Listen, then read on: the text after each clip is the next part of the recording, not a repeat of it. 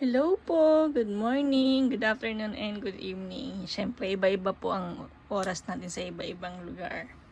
So, for today's video, ayan po, ang i-upload ko, gawa natin ng video, is necklace pala, sorry, ano ba yan?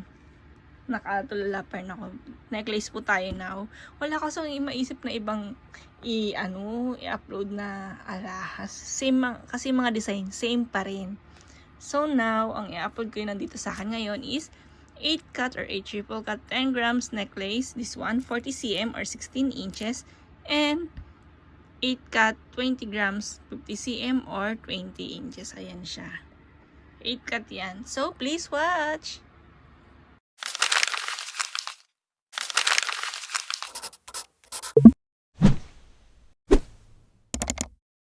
So, ayan po yung necklace. Nahirapan ako. Wait lang ha. Nilagay ko na lang siya dito sa taas. Dito sa ating lagayan. Ayan. Nakikita yun.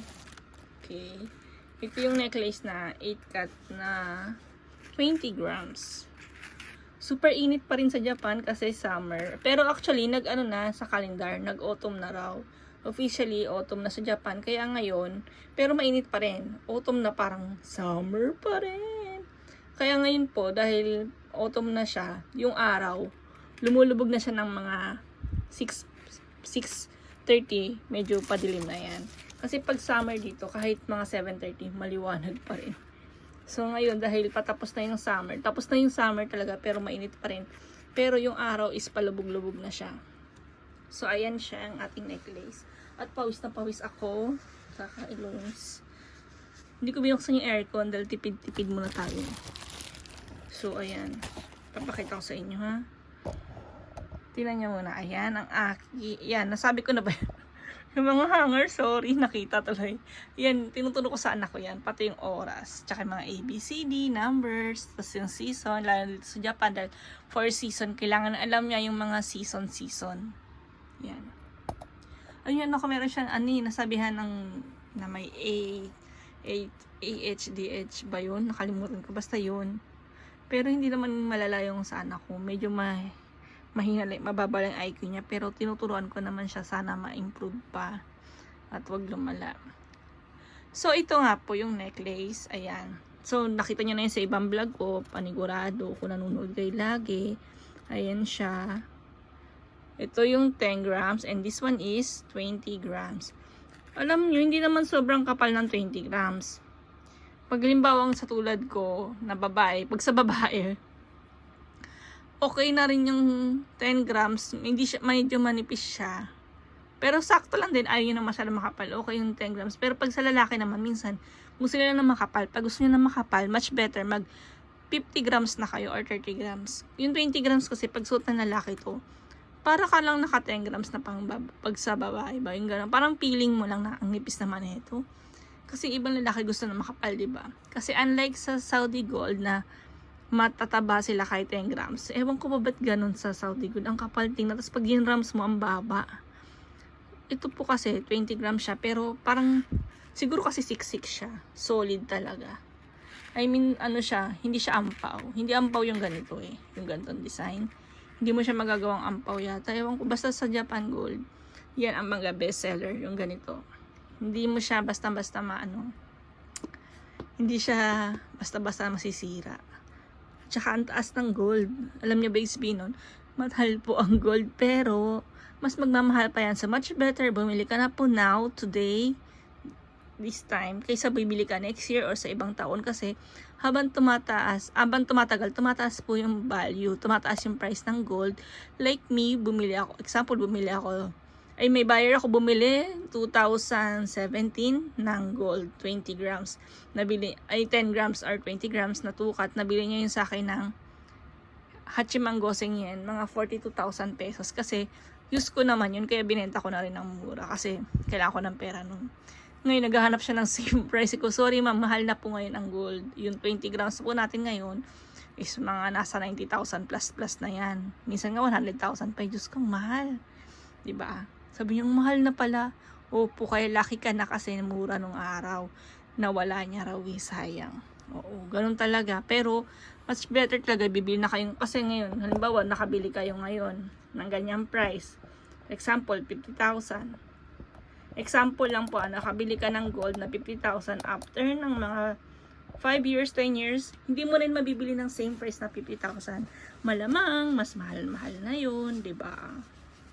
So, ito siya. Papakita ko lang. Siyempre, ang ating 10 grams, ay 10 grams, sorry, 20 grams to Ganito yung sa asawa ko.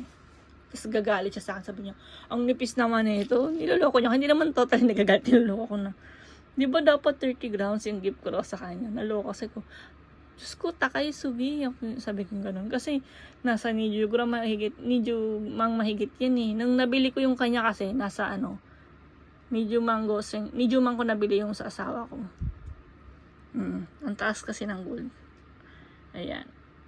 Ganyan siya. So, gusto niya ng 30 grams. Ako, sige. After many years. Hindi naman, pag may himala, magdi 30 grams tayo. Kasi maganda rin pag emergency. At least madali mo siyang masasangla or mabibenta. Ayan po. Pero kapag halimbawa binili mo ngayon, tapos isasanla mo ngayon, lugi ka po sa ganon. Huwag ganon. Kasi kung ibibenta mo lang din ngayon, huwag ka nang bumili. Kasi kapag binili mo ngayon, tapos bibenta mo rin ngayon, hindi ka po kikita nun. Kasi kapag binili, ano ba to? Pag binili mo yun ngayon, ano ba yun? Pag bumili ka ngayon, tapos binenta mo rin ngayon, parang hindi ka kikita. So, kailangan patagalin mo muna ng mga 5 years, ganyan. So, ito naman po is necklace. Ayan siya. 8 cut 10 grams. 40 cm naman to. Ayan, yung pagkakaiba niya. Tingnan natin ha. Nagpipim sa kanyang kaibigan ko. Sabi niya, binibenta niya kasi yung bahay ko. Binili niya. Chinisisi. Sabi niya, umuwi daw ako para sa mga documents. Hindi nga ako makakauwi, walang pamasahe. Sabi kong mahal ng pamasahe kasi. Tsaka wala ako sa mood umuwi ng Pinas ngayon. Dahil sa dami ng bayaran dito sa Japan, mas inuuna ko dito kaysa doon. Dahil wala na rin yung tita ko, saan ako tutuloy. Diba, mag-Airbnb na naman ako gastos. Ayan, ayoko mag-hotel at ang mahal ng hotel. So, ayan po. Tingnan niyo yung pagkakaiba. Hindi naman siya sobrang. Ito yung 20 grams, ito yung 10 grams. Ganyan lang siya. Ayan. Alisin natin yung iba para makita niyo yung pagkakaiba. Ganyan po talaga.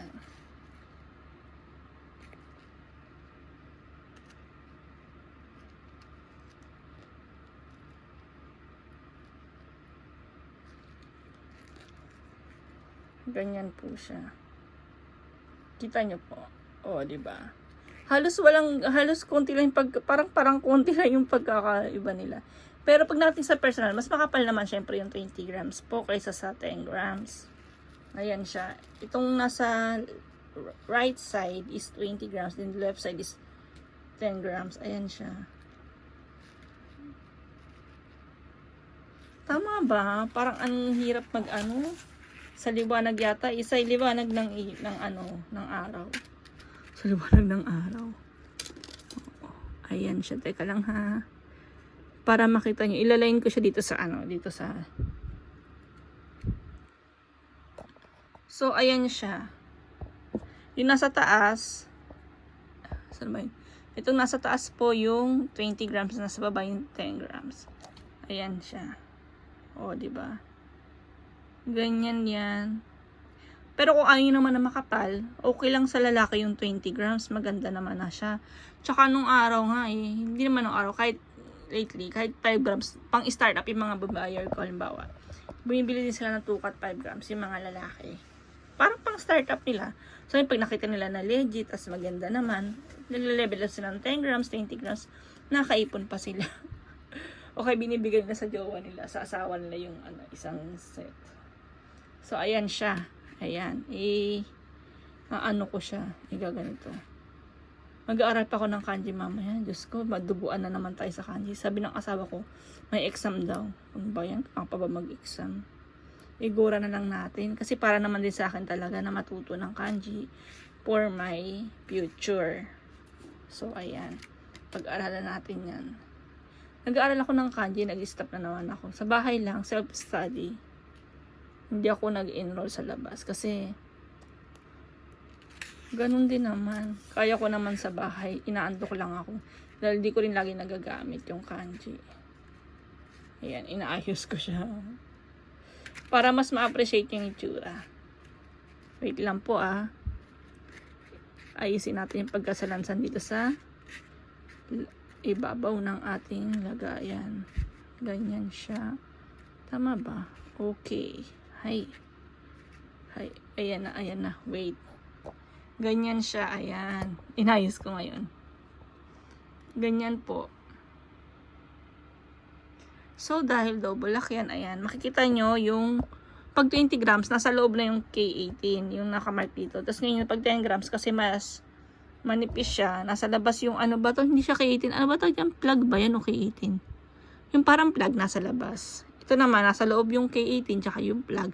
Ito naman, nasa loob yung K18, tapos yung parang plug nasa dyan labas. Ayan yung mark niya. Malabo eh. Ito naman, nasa loob. Check na lang. Paki-check na lang po pag gusto nyo. Yan siya. So, yan. Simple lang. Best seller ko yung ganito kasi all-time favorite ng lahat kahit after 20 years na. Hindi pa rin nawawala sa uso ang 8 triple cut, yung mga kihei. Kihei kasi tawag sa kadena eh. Yan. So, pag gusto nyo ng good investment ng alahas, maganda ganito ang mga ibilhin nyo, yung unahin nyo, yung mga solid kaysa sa mga madaling maputol na maninipis kasi sayang naman yung pera nyo, di ba? At least to, pag binenta nyo, sure na mas malaki nyo rin mabibenta. I mean, hindi kayo malulugi kaysa sanlaan, di ba? So, yan po. Thank you for watching. And if you like this video, please subscribe and hit the bell button.